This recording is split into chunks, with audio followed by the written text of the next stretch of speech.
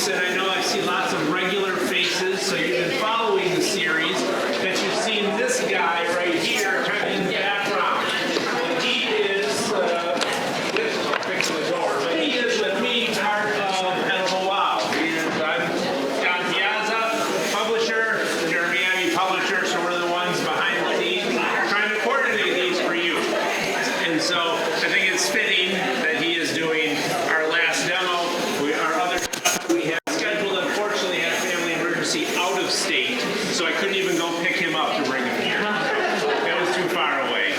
So Jeremy said, yes, I will be happy to do that. Mainly because nobody else said, yes, I'll be happy to. So. He got a few things, but you're in for a treat. If you take a look at his bio that's in front of you, he's got so many certification initials at the end of his name. There's more letters in that than there is in his name. And that just means he's got experience, he has talent, he loves food, and he's dedicated to the craft. He's an excellent partner in Edible Wow. We also operate Edible Wow as a nonprofit under Soil to Service, which is the name of the nonprofit. One of the things that we do besides Edible Wow is we run a school, a 2-year culinary apprentice program that we take students and we bring them into a place of employment, pair them with a mentor like a traditional apprenticeship, and then we deliver all the education remotely. So they get their sanitation, their nutrition, their supervisory management, all the classes for a 2-year program. And that's one of the things I know Chef Abbey is going to be talking about, is because we see these cards out. We're doing a fundraiser because we're trying to take away a little bit of the gender inequality that still exists in the professional kitchen. Very male-dominated industry. So the quick stat is that there are, over the last 15 years, culinary schools have been graduating women out of culinary school at exactly the same rate, 1 for 1. But yet, still less than 20% of any food service establishments in the United States is run by a woman. So one of the things that we're working on is trying to get scholarships into apprenticeship for women, because I think apprenticeship is a great way to introduce their career and get them on the right pathway with a mentor to be able to take leadership roles as they develop their careers. So I know Jeremy will be talking a little bit about that. But I also want to say one of the things that we have a treat, if you haven't been able to stop by, Michigan Grown, Michigan Great is here. And we have had a long-standing partnership with them in events that we do in and out of Southeast Michigan. And so they're here today. I think they're giving away some prizes. You get to spin a wheel. But go over there and let them know that you have a lot of work for the farming industry, for promoting Michigan products. In fact, I know Jeremy will be talking about all the Michigan products he's using today. So please stop by, say hello, pick up a pen, and thank them for the work that they do. Okay, are you ready? Enough of me. Let me turn it over to Chef Abbey, and you can talk about your menu.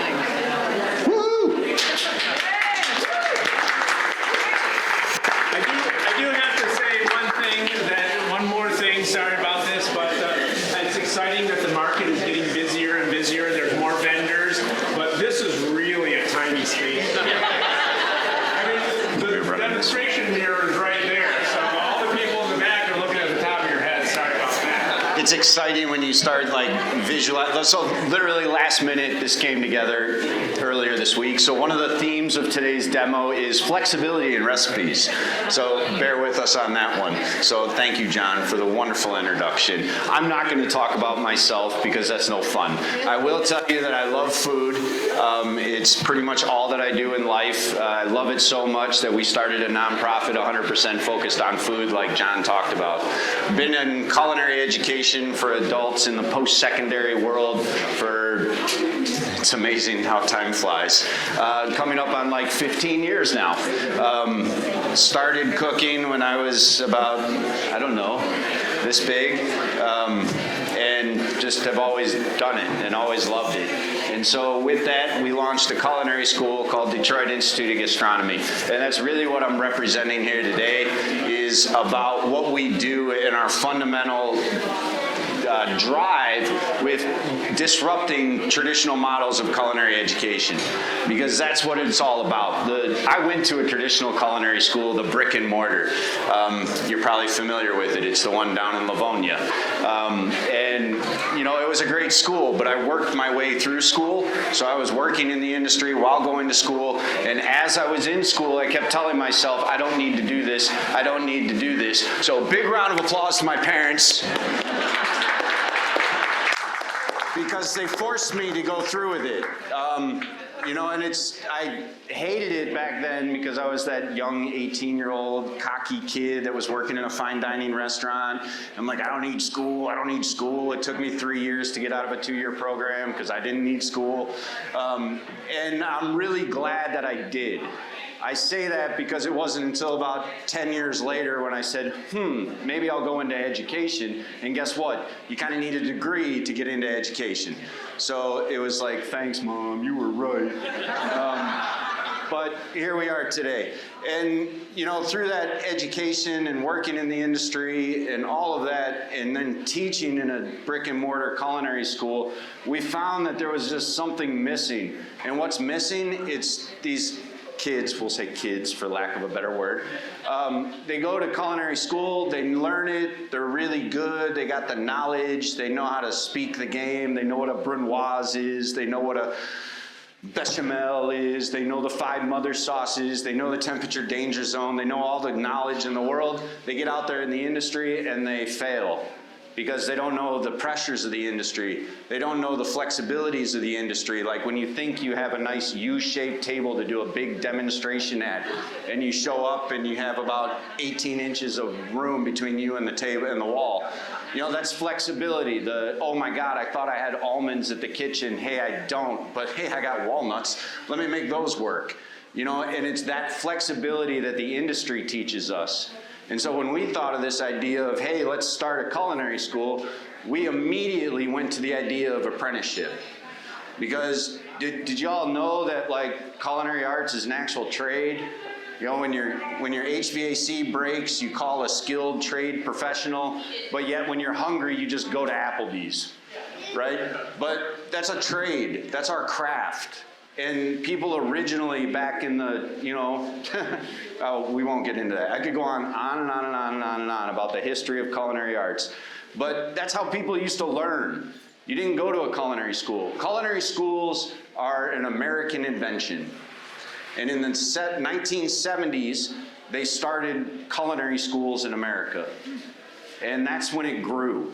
But in Europe, and go to Europe, you'll see there's 1 or 2 culinary schools. Because they didn't exist. Because you learn this trade through apprenticeship. And with that, why not start an apprenticeship and bring the old school, the traditional way of learning a trade into America with an awesome new twist, because all of our program is done online. The students track their skills online with their mentor. They work in the industry, they earn a paycheck. That's a really cool, unique way to deliver culinary education. And so if you haven't checked us out, please check us out, DetroitGastronomy.org. This is the end of my commercial. We called it Detroit Gastronomy because gastronomy is the study of art, of food and dining. So it's far more than just culinary arts.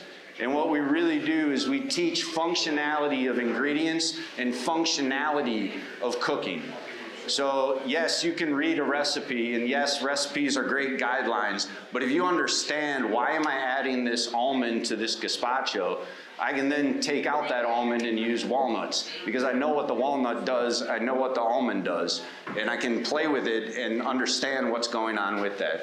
So today I was thinking Happy Easter, Ramadan, and Passover. How exciting is that, right? All coming together. Everybody's got tons of holiday plans, I'm sure, for this weekend. And we sit there and we wake up on Monday morning, or even tomorrow, you could wake up and have a nice Easter brunch. So we're gonna do a nice late afternoon brunch for you today. Does that sound wonderful? Yeah. What else we're gonna do? We're gonna feature Michigan products. Now, we like to think that it's April and spring, but it's what, 40 degrees outside? And then next week we'll have 80 degrees, so how about that, right? So if you scan the QR codes on the little these little business cards here. There's a ton of different seasonal Michigan ideas that you can substitute with this recipe. Everybody thinks in the spring we get asparagus in Michigan. Did you know that Michigan is the #1 producer of asparagus in the world? No. No. Believe it. I grow asparagus. I didn't. Well, thanks for helping us be #1. Really? I heard cucumbers, we were, what was it, number 3 or number 2? Oh man, I don't know. I would have to ask the Michigan grown, Michigan grape people. So we're gonna do a crepe, and I was thinking about, crepes are one of these things that are very, very old school, if you will. They're not very hip and trendy, but I'm doing my best to bring them back. Remember in the 1970s when they had those really cool crepe pans that you could get and you like pour it on there, and now you're starting to get the crepe street foods are happening with the ice cream, and you might have seen those on, what is that, TikTok thing, right? So the cool thing about a crepe is its versatility. You can do whatever you want in it. It's like a French taco shell, right? And so we're gonna make a little crepe batter today. We're gonna make some crepes, and then we're gonna make a filling of Michigan asparagus and mushrooms, and then we're gonna amp it up a little bit by adding some dry-aged Gouda, a little bit of cream. Then we're gonna wrap those up, and then we're gonna get a little rich and decadent with it. Crepes are just awesome for a nice brunch, right? You don't know what to eat, you're tired of eggs, so let's make some crepes. Let's do something different, right? But to start, we're gonna make a white gazpacho. Anybody ever have a white gazpacho before? Oh, that's too bad. So the gazpacho is a chilled Spanish tomato soup, right? We're pretty familiar with that. Where you just take whatever ingredients you got. It's usually tomatoes, cucumbers, onions, garlic. You throw it in a blender, you puree it, you got soup, right? Great utilization of way too many tomatoes growing in your backyard. So I was thinking to myself, well, everybody does gazpacho. That's no fun. In Spain, they do this awesome thing called a white gazpacho, where there's no tomatoes. And with that, they use cucumbers, because usually if you're growing cucumbers, you can have a ton of cucumbers. So I thought, you know what, it's in about 5 months from now, we'll have cucumbers, right, Scott? About 5 months, I would say. Less. Who knows? Climate change, who knows anymore? It might be tomorrow, we might have cucumbers sprouting, who knows? So we're gonna do a nice little white gazpacho with cucumbers. It's got grapes in it. It uses up day-old bread. So if you're sitting there and you got a little crust of bread left, you don't have to throw it out anymore. You can actually utilize that. And we'll talk about the idea of what happens with all of these ingredients and why we use them as we make the soup. So, you guys ready to get started? Ask questions as we go, and let's have some fun. Sound good? Yeah. Awesome. All right, so we'll start with the white gazpacho. I have in this pot, as you can not see, there's a decent chicken stock. I say decent chicken stock because I bought it. There's like a billion of these out there on the market nowadays, right? You go to the store, you see stock, you see broth, you see base, you see, what's the other one? I don't even know. Broth, stock, no salt, low salt, organic, free range, all those. Oh, bone broth, that's the other good one. I like the bone broth. I forgot about chicken in that one. I forgot about the bone broth one. So there's a huge difference between stock broth and base and all that good stuff, which we don't have time for today. But this one's pretty good. It's got a low sodium content. That's the biggest thing you want to watch when you buy these things. And make sure they're as clean as possible. When I say clean, that means there's not a lot of preservatives in there, there's not a lot of fillers, there's not a lot of additives, there's not a lot of modified fill in the blank on the ingredients. Get smart about shopping, read the ingredients. So this one's pretty good, purchased at your local grocery store. All we want to do is heat that up. We bring that to a nice warm boil, and then we have some day-old bread. I use a Italian bread. It doesn't really matter. You want to use a sourdough? Go right ahead. You want to use white bread? Go right ahead. And this was baked yesterday, and I left it out in my car, so it would get a little bit crusty. I didn't really leave it in the car.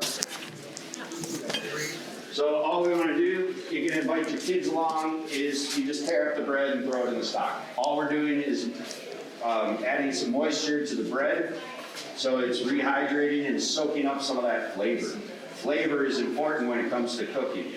We like to build flavor as we go. And this is going to make a really, really kind of gross looking paste, but that's okay. So as that cooks, we're going to start putting together our ingredients for this. And I have an English cucumber because Michigan cucumbers aren't quite there yet. But English cucumbers or greenhouse cucumbers, they tend to taste a little bit more like, a cucumber, opposed to the mass commodity things that taste like, I don't know what they taste like anymore. Supermarket cucumbers don't taste like much. It's kind of like a radish. Radishes don't taste like radishes anymore. You gotta grow them yourself. Where if you grow them yourself, Scott knows, he's saying it, he's nodding. Radishes taste like radishes when you grow them. But you get the supermarket ones, they lost all their flavor. So this is completely up to your preference depending on what color of soup you want. If you want a darker, kind of weird looking green colored soup, you can keep the peels on. We take to a boil. Excuse that noise. Do you see anything in there? No. I'm sorry. Right up front row. Front row. They got here early. They deserve it. See. So it just kind of like, we're making bread paste, right? That's all we want to do. So the trick with that is we now want to let it cool. And while that's cooling, we're going to get another pan going. So we peel our cucumber. I could have done this before, but what fun is that? Peel the cucumber. We're going to split it, and then we're going to take the seeds out. Again, it's 100% up to you. If you want. Oh, it could be. Oh, no, they're disposable. It's the last one of the season. So we split the cucumber, and we just take a spoon, and we just take the seeds out. It's completely up to you. Greenhouse cucumbers, they don't have a lot of seeds, or their seeds are tiny, I should say. So we take those out, and we get rid of those.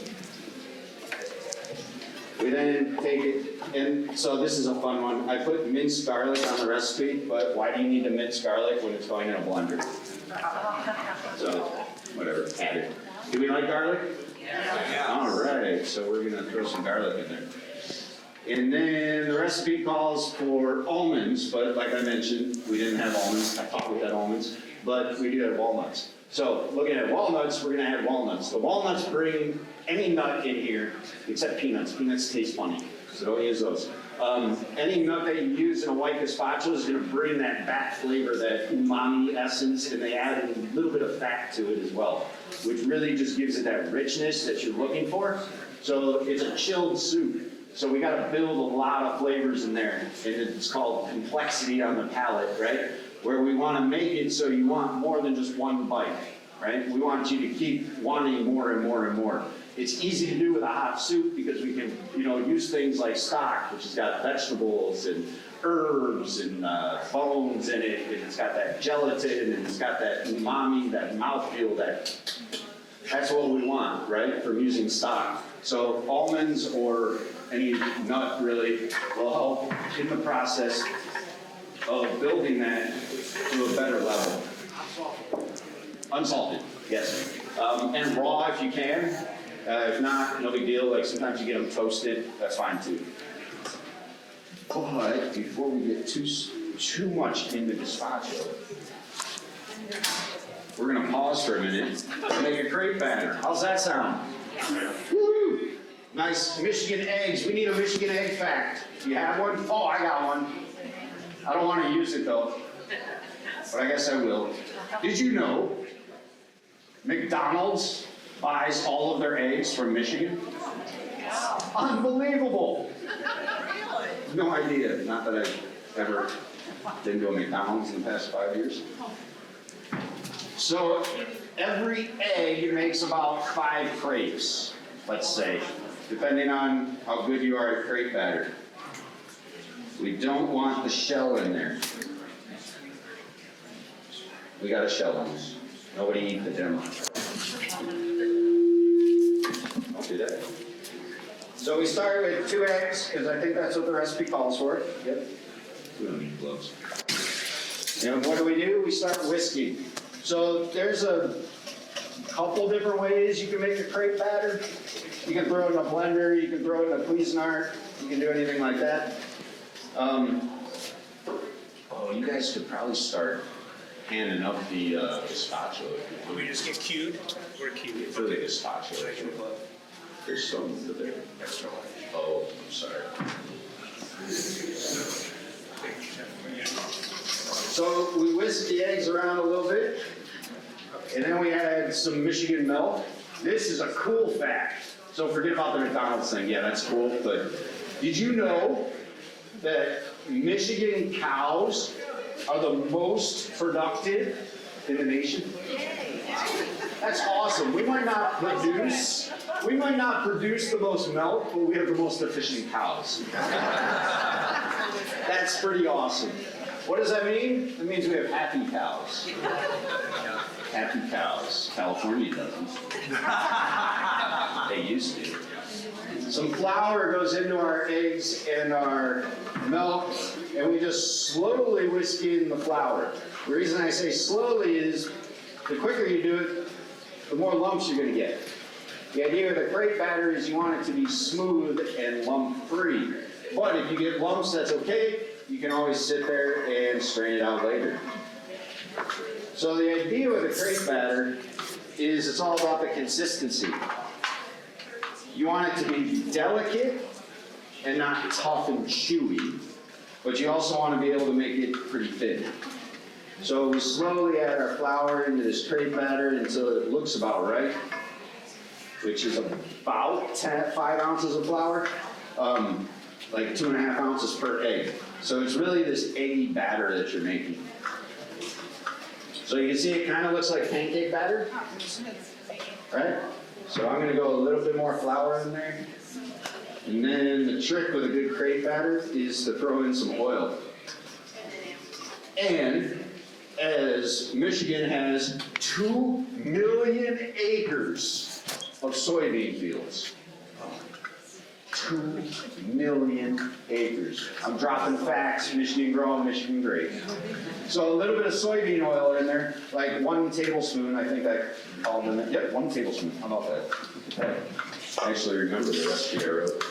And then just a little pinch of salt in there, and we get a nice batter. See how it's like thinner than pancake batter? That's what we want. Oh my God, I made it too thick. Add more milk. Oh my God, it's too thin. Add more flour. So what you do want to do is let this sit for a while, because there's this thing inside of flour called gluten. Have we heard of that one? I always like it. Of course. Oh, go ahead. How's the field laughing? Ooh, I don't know. Laughing stop. That's wonderful. That's wonderful. So as we mixed up the flour, we're building that gluten. And gluten is great for pizza dough. It's not great for crepes. We don't want our crepe to be chewy. I don't know. Pardon us while we get you some samples. Oh, you can go a little more. It's not that many people here. Yeah, that looks good. Let's go with that. You don't want your pan smoking when you're making crepes either. What we do, we want to let this rest. So you can put this in the refrigerator overnight. You can give it a good half hour. You can give it an hour. Doesn't really matter. We're probably going to end up giving it about 10 minutes. And we'll go from there. As we let that rest, we're going to resume our gazpacho. You all still with me? Yep. All right. So they did this on Instagram and things like that, but they cut off all the tape so you can't see them jumping back and forth. This is real. I got to plug in my blender because obviously that wouldn't work. So we have in the blender garlic, we have cucumbers, we have some walnuts, and we just let that roll. If you haven't invested in a good blender, I highly recommend investing in a good blender. So what's fun about this recipe is we can be very unsafe with it. And we can open said blender. And we just start dropping in grapes. So the grapes add a little bit of sweetness, but they also add most of the body to this white gazpacho.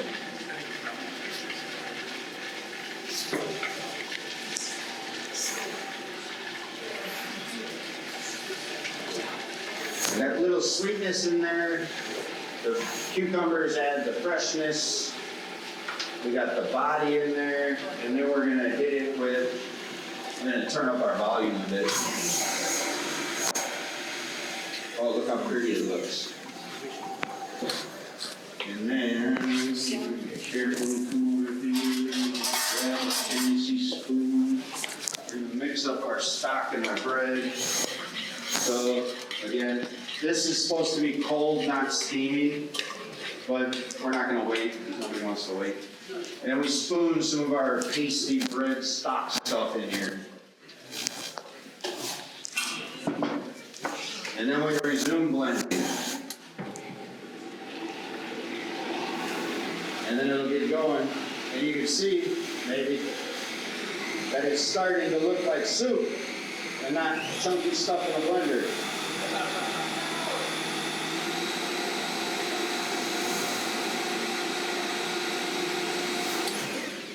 And an important thing to do when we're cooking is to taste as we cook.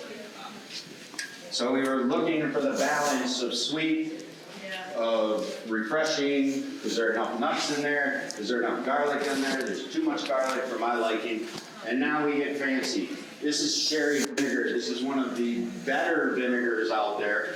It's also a little bit more expensive, but a little goes a long way. This is barrel aged.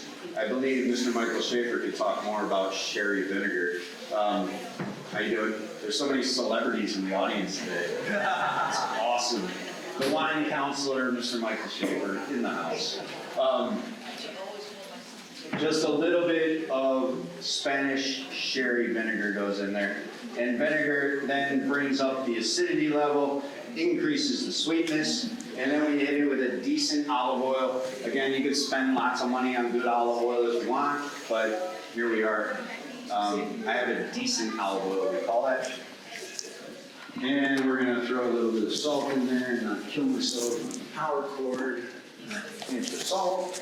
And then we whirl it again, as we like to say. And then just like that, we have white gazpacho. How easy was that? Look, it's a blender soup. Super easy.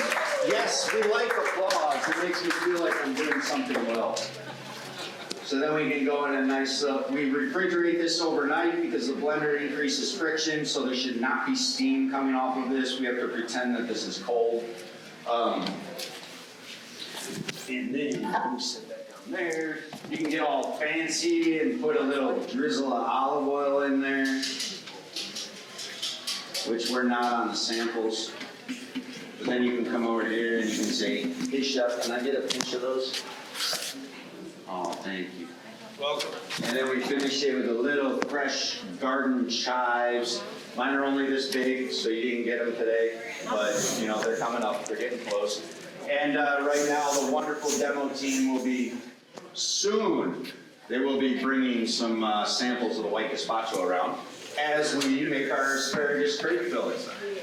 What you say you can substitute things if you don't understand it? Can you substitute with sherry vinegar? Sherry vinegar, you could use like a balsamic vinegar. I would back off a little bit because it adds a little bit of sweetness. You can definitely use a red wine vinegar. That works well. Again, a little bit more acidic. So the cool thing about the barrel-aged sherry vinegar is the richness and like the complexity of the actual vinegar. Yeah, it makes great salad dressings. Great salad dressing. So in a pan that we're going to start heating up. Oh my God, I am so not prepared for this demo. We have these beautiful, beautiful little asparagus. Look at these pencil guys. Soon, probably like in 2 weeks, maybe, you might be able to get some asparagus in Michigan. I cut the ends off already for a matter of time. I like to do baby pencil asparagus probably in about, what is that, an inch? If they're a little fatter, go thinner. Go smaller, right? So in a pan, we're gonna throw in a good, everybody knows I love butter. Nothing is better than butter. You know, we'll say a copious amount of butter, because I like butter. And right in that saute pan with some butter, we add our asparagus, so we can start that cooking. So maybe it's fall and we have apples and maple syrup. We could use that in our crepe batter as well.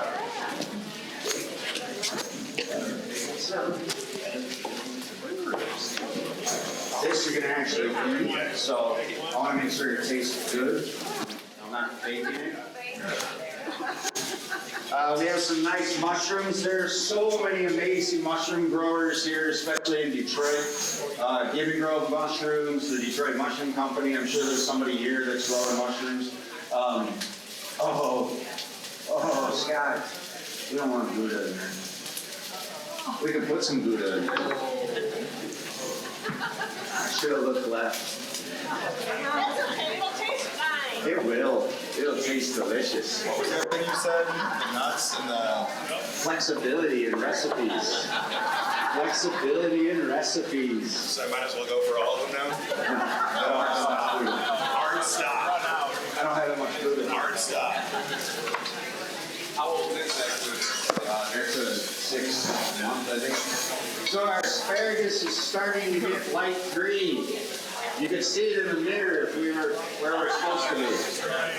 When it starts getting light green, we want to throw in a little pinch of salt. And a little pinch of salt starts breaking down the cellular walls. As soon as it starts getting light green, we throw in a couple mushrooms that are nicely sliced up. These are creminis. It doesn't matter what you use. Again, the crepe's flexibility is awesome for that reason. So we throw our mushrooms in there. We'll throw like one more in there. I hope our crepe pan is close to getting ready. Yep, we'll go a little bit more. Oh yeah, it's close. So as our mushrooms cook, we're gonna throw in some garlic. So I have some minced garlic that went in with our mushrooms. And we start cooking that down a little bit. Oh man, I wish you guys could see this. Oh, it's looking wonderful. So we just want to get the mushrooms just cooked just a little bit and get them to start releasing the moisture from that mushroom. The longer you cook a mushroom, the more moisture it releases and the more flavor intensifies. And that's what we want. We want an intensely mushroom flavored filling. How's the soup? Different? Good use of cucumbers. You guys get some? So as the mushrooms just start to break down a little bit, we throw in a little bit of cream. And as we throw in the cream's going to start to reduce and make this really, really nice, thick filling.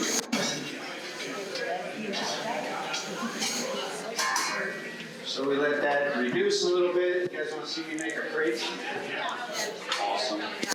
So we have crepes are fun because it's all about the pan, right? You need a pretty decent nonstick pan, but you can do it with a regular pan. It's just a lot more challenging. Yeah, maybe. I have a 2-ounce ladle. Usually 1 ounce to 2 ounces are good. We resume our crepe batter, and we can see it got a little bit thick. And what's that? I can't remember the term, a flour absorbing liquid. It makes the actual crepe batter a little bit thick. So what we're going to do when we come back to revisit it is we're going to add just a little bit of milk to it and thin it back out. So in our crepe pan, we have a little bit of oil. Here we go. Here's the magic. Let's see what happens. So we start in the middle and we just move it around.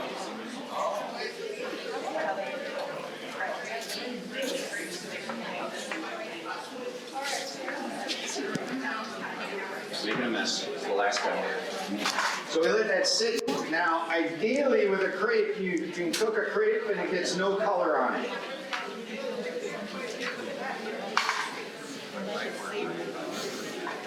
So as we flip our crepe, oh, it broke. I didn't cook it long enough. So look, now I don't have a crepe, right? So what do we do with that? We throw it out and we start again. Yield 4 crepes per egg. Yield 4 crepes per egg. So we try that again. I'll tell you right now, when I was prepping for this demo, I was trying to, all these samples, I was trying to multitask, so I had 3 pans of crepes going, and then I was trying to fill them at the same time. and I ended up making way too many crepes for the garbage can. I was kind of bummed. So once the cream reduces and gets nicely thick, we can then add just a little bit of aged Gouda to that. So this is a 8-month-old, 6-month, I can't remember, aged Gouda that we're gonna just scrape just a little bit into the filling. And then we're gonna finish the crepe with it on top. I think that'd be good at the gazpacho. Oh, it would be good. Successful crepe. Woo-hoo! Would you make these ahead of time? Absolutely. Just like put parchment paper to clean them, stack them up, put them in a Ziploc, and just pull them out when you need them. You don't even need parchment paper. They will come apart. Now you can stack them up on a plate, put them in your fridge, grab them. Moist and Nope. Yep. They pull apart. okay. So all that I'm gonna add into this pan now is just a little bit of the filling that I had left over, just to stretch it out. So now we have a beautiful crepe, so no color. If you get color on it, all of a sudden you have a blaze. Nobody's gonna be mad. Yeah. I'm trying to see it. So as we have our asparagus mushroom filling heating a little bit here. Grabbing my feet. Oh, I'm still there. All right, look at that. Look, it just got bigger. So that almost looks like a, you could do the same thing, put it in a casserole, put some fried onions on it, and Absolutely, you can have 20 a minutes in the oven, and you can serve that with Thanksgiving. you can have a green bean casserole with asparagus. Yeah, okay. So let's make one more crepe, just because I'm a little hungry. Flexibility. When you added So- your milk, do you substitute any kind of milk, like coconut milk? I would probably use like a nut milk over a coconut milk, but yeah, definitely. If you do that, go for the unsweetened variety. So we have our crepes cooking. You guys want to try the crepes? Yeah. Yeah? All right. Look at that. The second one's always better than the first one. So we take our crepe, we take a little bit of the filling, we put it in the middle, and we roll it up like a burrito. You can fold it if you want, it doesn't really matter. We roll it up. We get a nice little rolled crepe. We take our plate, we take a little bit of the filling, we put it down just because it's nice, like it's something to look at. 2 minutes, I'll cut you guys loose. I Take our. don't even have the second guy back yet. Oh, no. Oh, there he is. There he You know is. what I like to do if we're getting fancy is we take some of the cream that we reduced down, drizzle it on there. And then we grab our aged Gouda again. Oh, I didn't know.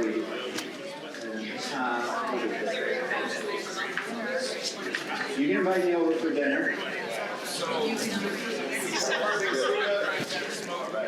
No, that's just dry aged. Okay, so that's less salty than the Parmesan. That's more salty. It is? Okay. He's gonna try. Okay. All right. Want me to do that? So, yeah, that'd be wonderful. When does the cheese go on, Chef? That's a good one. So that's the demo. We got the chilled white gazpacho, a crepe, and serious filling, and let's get some samples out for you. What happened with the ram? Oh my God, I did. Do I have time? Oh, I do. Yeah, plenty of time. Oh my God, don't screw it up too much. We're gonna throw them right in there. So it's spring in Michigan, and we get rams. So once again, I referenced my mom with culinary school. I'll reference my parents again because they are my supplier of rams. But there's like 6 inches of snow up north where they live now. So you all were lucky enough that I found these in my freezer from last year.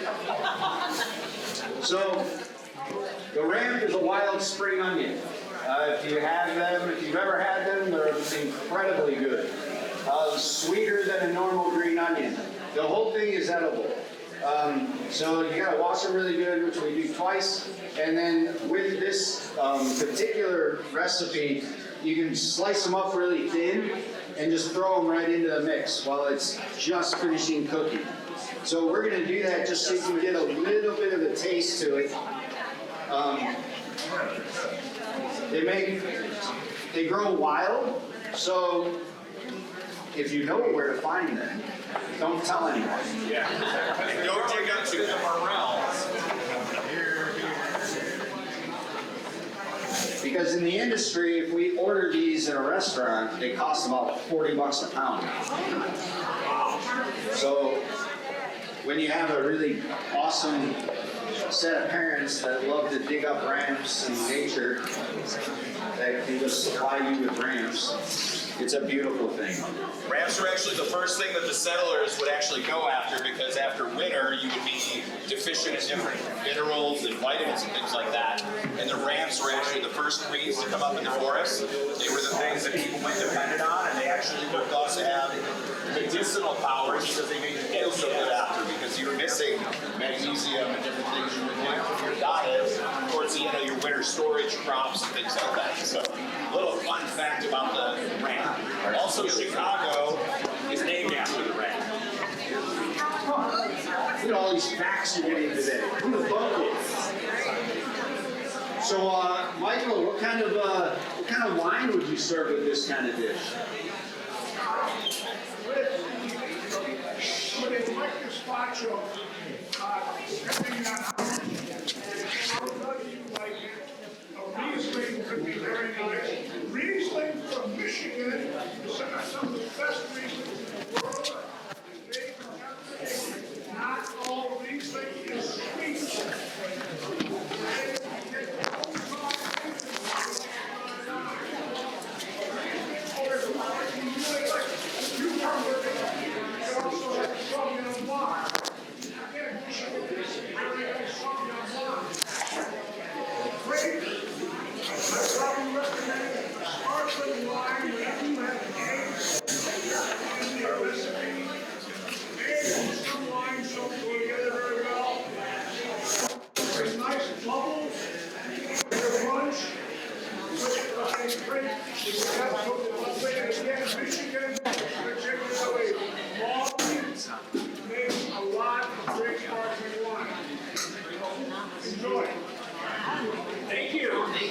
Thank you, sir.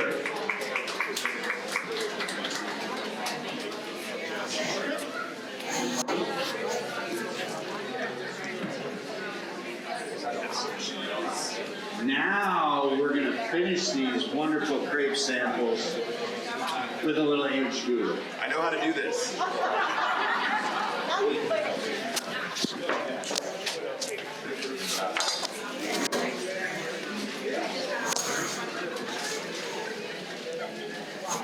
Well, you put the morning to an IHOP machine. Well, there's no hash browns. Oh, yeah, absolutely. So, what happened here to people? Throw them out. Yeah. So they're like, more than that. Right. All right. So we got some crepe samples coming around with the asparagus and mushroom, a little dry aged Gouda. Those, you gotta get forks. Oh yeah, forks and Forks. Yeah.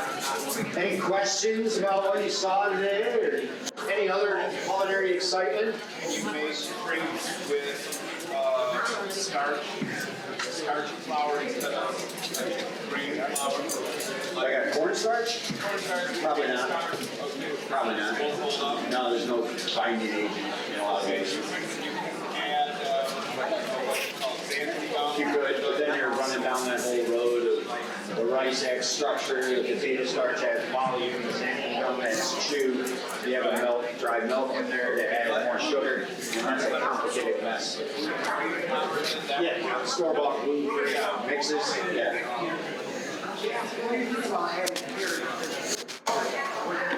Oh, you can do a little carrot.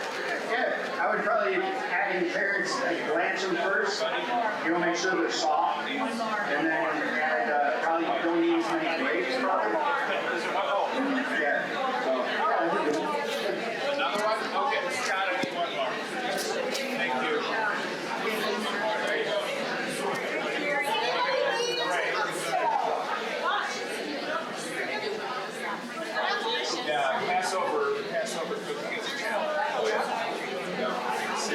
So this is one of 3 times in the century where all 3 holidays line up. Oh yeah, it's pretty cool thing. Yeah, I get by every year.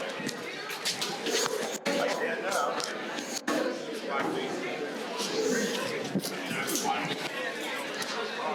Well, on behalf of Oakland County Farmers Market, Edible Wow Magazine, Detroit Institute of Gastronomy and Soil Service, we want to thank you all for your support this winter season for Cooking with Edible Wow at Oakland County Farmers Market. We look forward to doing it again next year. We kick off usually in January and then end right about April, but every other week. So definitely stay connected. Don't subscribe to the Edible Wow newsletter. I highly recommend you do, and then you get kind of inside scoop as to where we are with Edible Wow. And please consider attending our scholarship fundraising event on May 4th with Detroit's 20 Yacht Club. We pulled together 7 extremely talented female chefs from the Metro Detroit area to prepare the food, the live entertainment, auction going on. It's going to be a really, really cool event. So please consider that. And thank you all for suffering through my demo today. And have a wonderful holiday. And let's raffle some stuff off. We got a lot of stuff.